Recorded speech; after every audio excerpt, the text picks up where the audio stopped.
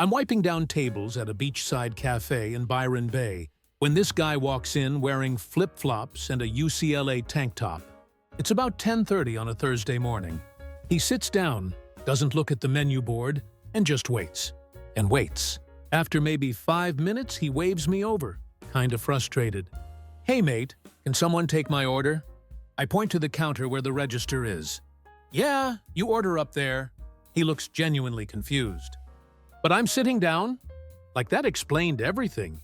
I had to explain we're not a table service cafe. He actually argued with me about it. Said he'd been sitting there for ages and nobody helped him.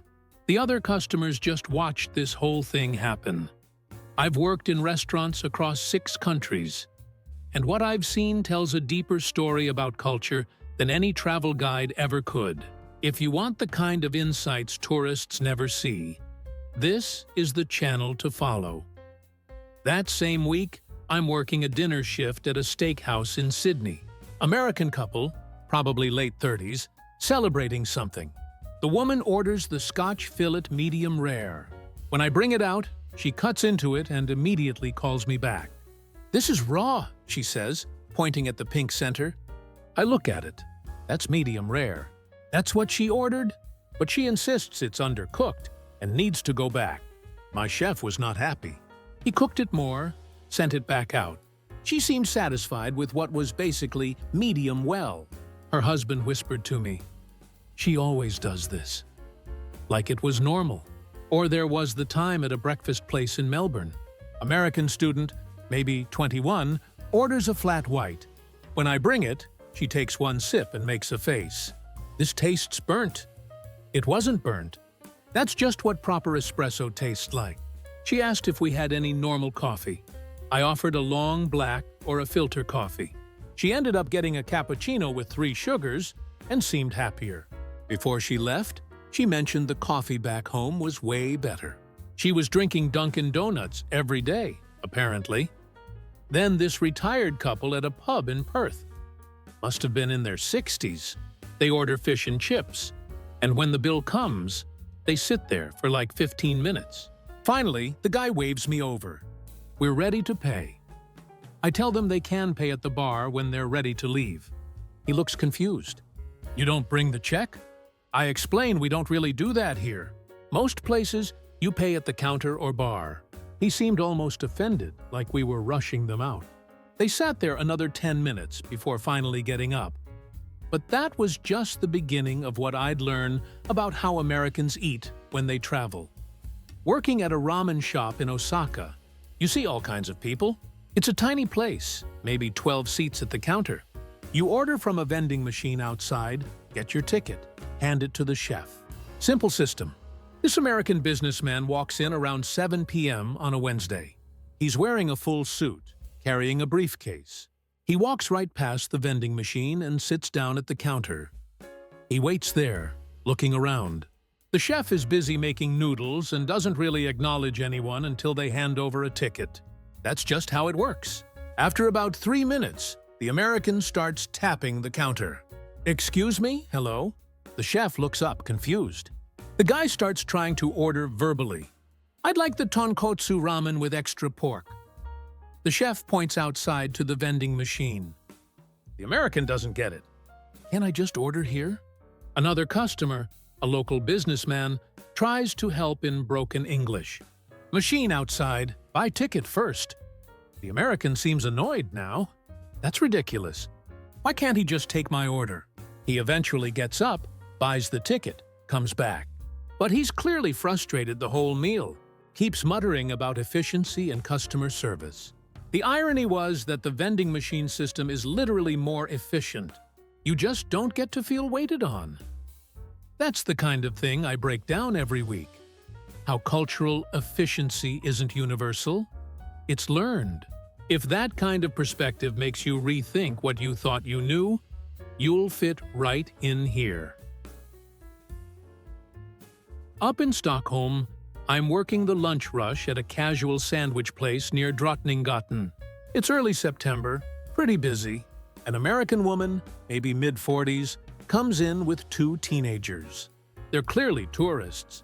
Got shopping bags from H&M and Olin's. She walks to a table, sits down, and starts looking at the menu cards we leave on tables. Her kids go to the counter to order. Smart kids. But she stays seated, keeps looking at the menu like she's waiting for someone. After the kids get their food and sit down, she finally waves at me. I walk over. "Hi, are you our waiter?" "I'm not a waiter. I'm working the register."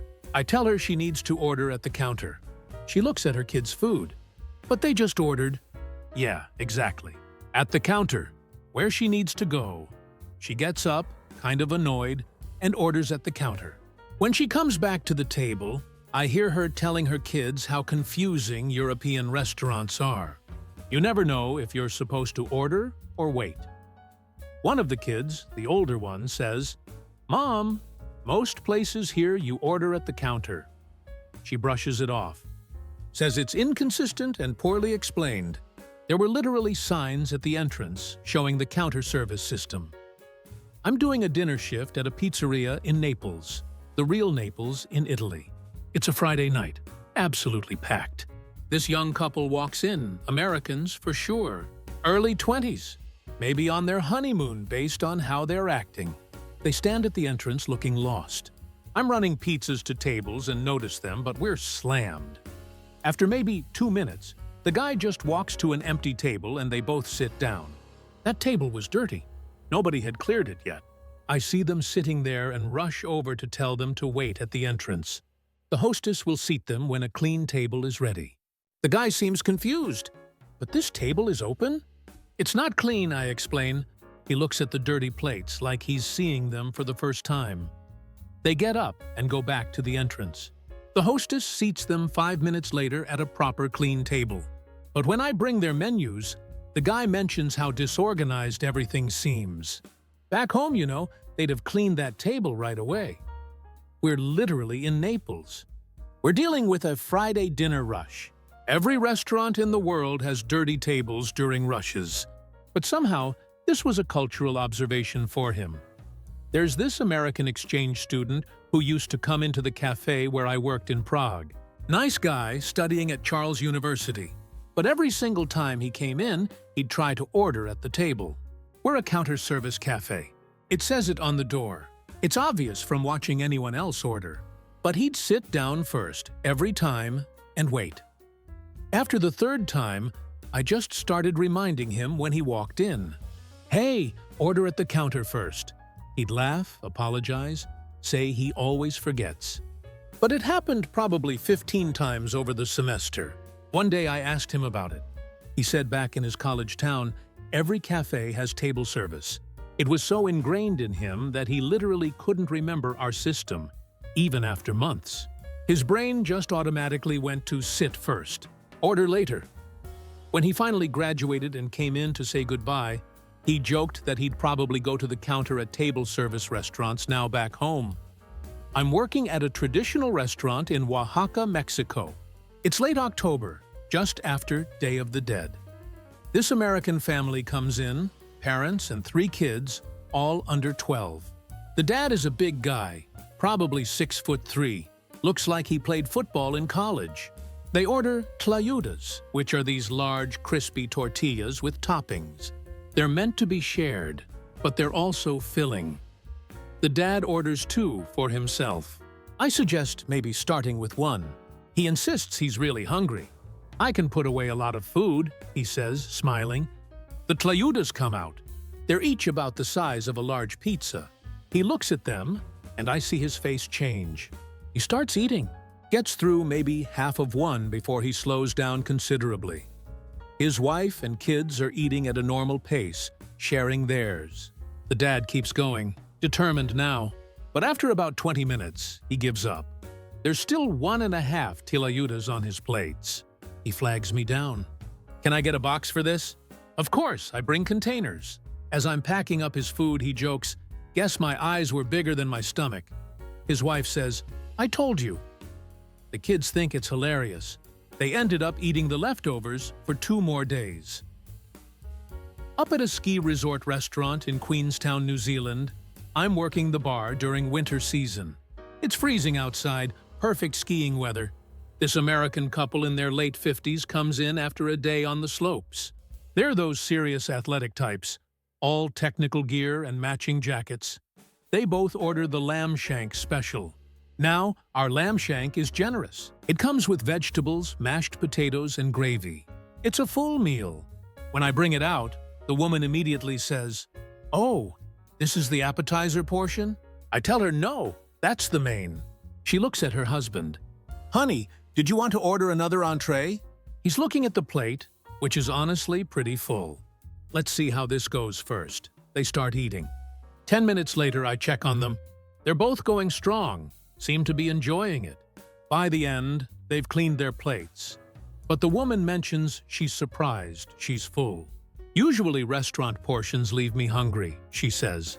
She seemed almost disappointed that she didn't need more food, like the goal was to consume as much as possible, not to feel satisfied.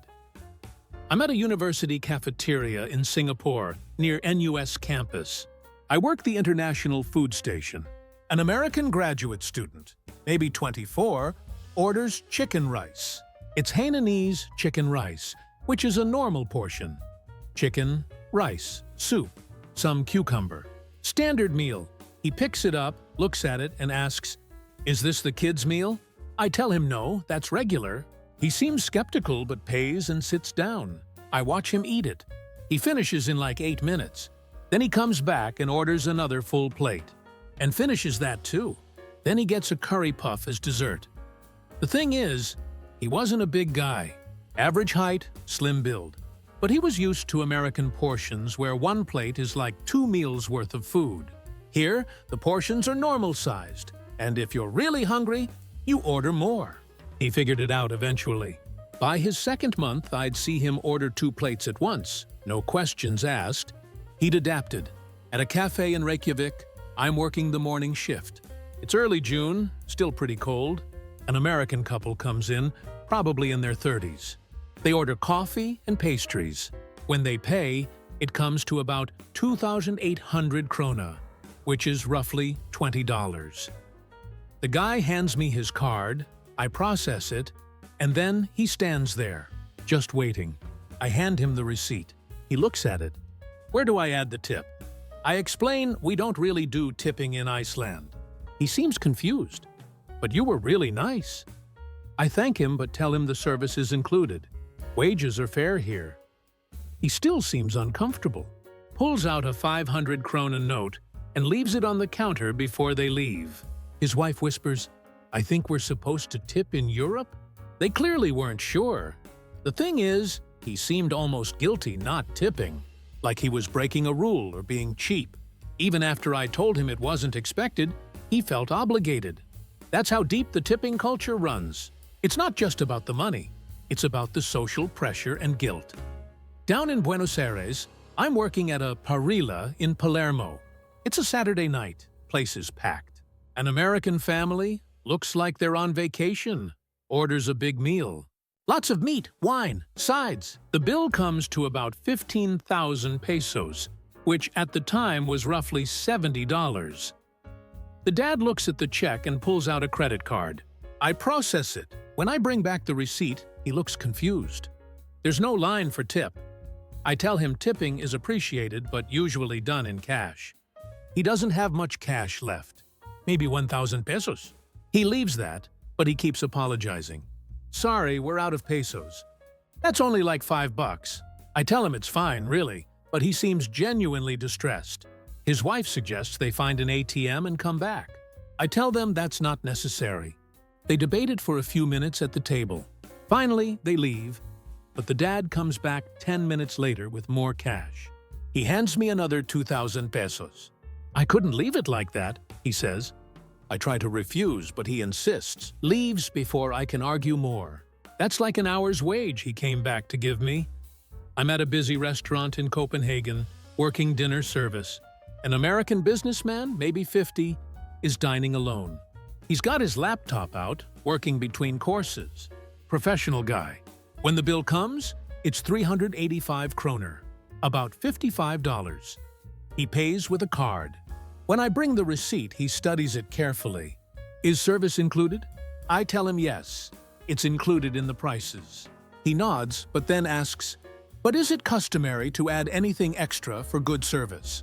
I explain that it's not expected, but some people round up if they want. He thinks about this, does math in his head, ends up leaving 50 kroner on the table. As he's packing up, he says, "I know you said it's included, but I'm American. I can't not tip." He laughs, but he's serious. He literally cannot leave a restaurant without leaving extra money, even when told it's unnecessary. It's like a compulsion. There's this American girl, maybe 19, studying abroad in Prague where I work. She comes into our restaurant pretty regularly. One night she's with some Czech friends. When the bill comes, everyone splits it exactly. Like calculator-level splitting. She tries to add a tip to her portion. Her Czech friends tell her not to. She insists. They go back and forth. Finally, one of them explains, "We don't tip like that here. Maybe round up a few koruna, but not 20%. She seems distressed. But won't the server be mad?